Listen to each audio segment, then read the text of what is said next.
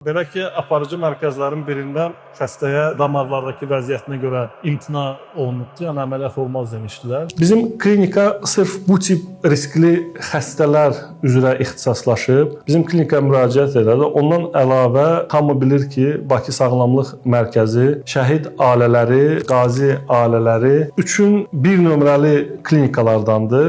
Rəhbərliyin, xüsusilə də doçent Asiman Həsənovun daima diqqət mərkəzindədirlər.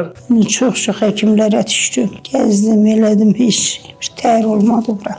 Sonra qızımın biri Səhəl həkimə deyib ki, o yaxşıdır. Deyib ki, qoyuya gəlsin. Xəstəmiz kifayət xanım, şəhidimiz Rəhimli Xəyalın anasıdır. Çox ağır ürək damarlarında darlıqlarla 20 ildən artıqdır ki, şəkərli diabetdən əziyyət çəkirdi. Damarlarda olan darlıqların bir neçə yerdə, damarın bir neçə yerində olduğuna görə, difuz darlıq olduğuna görə, böyrək xəstəliyinin olduğuna görə əməliyyatı çox riskli olaraq dəyərləndirmişdilər və dərman müalicəsinə göndərmişdilər. Şükür Allaha əməliyyat uğurla nəticələndi. Xəstəmiz də Allaha min şükür yaxşıdır.